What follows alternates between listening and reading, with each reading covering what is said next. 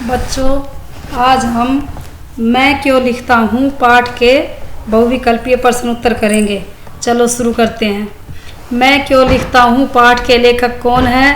शिवपूजन सहाय, कमलेश्वर, अजय, शिव प्रसाद मिश्र। सही उत्तर आएगा अजय। मैं क्यों लिखता हूँ पाठ के लेखक अजय है। अजय का जन्म उत्तर प्रदेश के देवरिया जिले में कब हुआ? सन 1911 में, सन 1915 में, सन 1921 में, सन 1935 में। इसका सही उत्तर आएगा सन 1911 में। अगला प्रश्न, अजय ने बीएससी कहाँ से की? लाहौर से, श्रीनगर से, भोपाल से, दिल्ली से। सही उत्तर आएगा लाहौर से। अजय ने बीएससी लाहौर से की। मैं क्यों लिखता हूँ इस प्रश्न का लेखक से किस प्रकार का संबंध है? लेखक के शारीरिक जीवन से, लेखक के नैतिक जीवन से, लेखक के आंतरिक जीवन से, लेखक के सामाजिक जीवन से। इसका सही उत्तर आएगा लेखक के आंतरिक जीवन से। इस प्रश्न का लेखक के आंतरिक जीवन से संबंध है। अगला प्रश्न, किसे संक्षिप्त वाक्यों में बांधना आसान नहीं है? जीवन के नैतिक संबंधों को, जीवन के आंतरिक अनुभवों को, जीवन के सांस्कृतिक अनुभवों को, जीवन के सामाजिक अनुभवों को। सही उत्तर आएगा जीवन के आंतरिक अनुभवों को वाक्यों में बांधना आसान नहीं है। अगला प्रश्न, लेखक स्वयं किस लिए लिखता है? लेखक स्वयं अपनी आंतरिक विवस्था से मुक्ति पाने के लिए, तटस्थ होकर आंतरिक व्यवस्था को देखने के लिए, आंतरिक व्यवस्था को पहचानने के लिए, उपयुक्त सभी। इसका सही उत्तर आएगा उपयुक्त सभी। अगला प्रश्न, लेखकों के सामने कौन सी व्यवस्था होती है? संपादकों के आग्रह की, प्रकाशन के तकाजे की, आर्थिक आवश्यकता, उपयुक्त सभी। इसका सही उत्तर आएगा उपयुक्त सभी। अगला प्रश्न, लेखक ने कृतिकार की किस दशा का महत्व बताया है? संवेदना और कल्पना का, लेखक की आर्थिक आवश्यकता का, स्वभाव और आत्मानुशासन का, लेखक की सामाजिक आवश्यकता का। इसका सही उत्तर आएगा स्वभाव और आत्मानुशासन का। लेखक ने कृतिकार के स्वभाव और आत्मानुशासन का महत्व बताया है। अगला प्रश्न, कृतिकार वास्तव में किसके प्रति समर्पित नहीं होता? माता पिता के प्रति, बाहरी दबाव के प्रति, आंतरिक दबाव के प्रति, गुरु के प्रति। इसका सही उत्तर आएगा बाहरी दबाव के प्रति।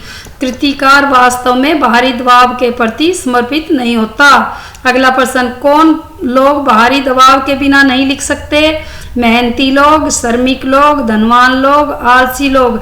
इसका सही उत्तर आएगा आलसी लोग। आलसी लोग बाहरी दबाव के बिना नहीं लिख सकते। अगला प्रश्न, लेखक किस विषय के विद्यार्थी रहे हैं? विज्ञान के, भूगोल के, इतिहास के, गणित के। इसका सही उत्तर आएगा विज्ञान के। लेखक विज्ञान विषय के विद्यार्थी रहे हैं। अगला प्रश्न, लेखक को किसका पुस्तकीय ज्ञान था? अणु का, रेडियोधर्मी तत्वों का, रेडियोधर्मिता के प्रभाव का, उपयुक्त सभी का। इसका सही उत्तर आएगा उपयुक्त सभी का। अगला प्रश्न, लेखक ने कहाँ पर गिरे अणु बम के बारे में समाचार पढ़े? टोक्यो, मुंबई, हिरोशिमा, इनमें से कोई नहीं। सही उत्तर आएगा हिरोशिमा। लेखक ने हिरोशिमा पर गिरे अणु बम के बारे में समाचार पढ़े। अगला प्रश्न, किस नदी में बम फेंक कर सैनिक हजारों मछलियां मार देते थे? गंगा, कावेरी, गोदावरी, ब्रह्मपुत्र। इसका सही उत्तर आएगा ब्रह्मपुत्र नदी में। ब्रह्मपुत्र नदी में बम फेंक कर सैनिक हजारों मछलियां मार देते थे। अगला प्रश्न, लेखक ने किसके आधार पर अपना लेख लिखा? अपनी अनुभूति के आधार पर, संपादक के आग्रह पर, प्रकाशन के तगाजे पर, आर्थिक आवश्यकता के लिए। इसका सही उत्तर आएगा अपनी अनुभूति के आधार पर। लेखक ने अपनी अनुभूति के आधार पर अपना लेख लिखा। अगला प्रश्न, लेखक को कहाँ जाने का अवसर मिला? England, America, Japan, Bharat. इसका सही उत्तर आएगा जापान। लेखक को जापान जाने का अवसर मिला। अगला प्रश्न, लेखक ने हिरोशिमा में क्या देखा? पुलिस स्टेशन, स्कूल, अस्पताल, डाकघर।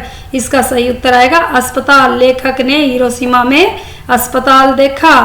अगला प्रश्न, लेखक ने कृतिकार के लिए अनुभव से गहरी चीज क्या बताई? संवेदना, अनुभूति, कल्पना, संतुष्टि। इसका सही उत्तर आएगा अनुभूति।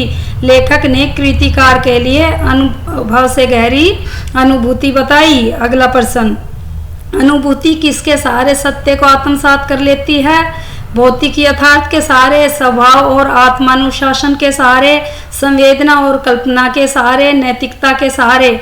इसका सही उत्तर आएगा संवेदना और कल्पना के सहारे। अगला प्रश्न, लेखक का अनुभव अनुभूति कब बन गया? लेखक का अनुभव अनुभूति कब बन गया? पत्थर पर अंकित मानव की छाया देखकर, अस्पताल देखकर, हिरोशिमा अणु विस्फोट देखकर, उपर्युक्त सभी। इसका सही उत्तर आएगा पत्थर पर अंकित मानव की छाया देखकर। अगला प्रश्न, लेखक ने हिरोशिमा कविता कब लिखी? जापान में, भारत लौटकर, रेलगाड़ी में बैठे बैठे, हिरोशिमा में, अमेरिका में। इसका सही उत्तर आएगा भारत लौटकर, रेलगाड़ी में बैठे बैठे।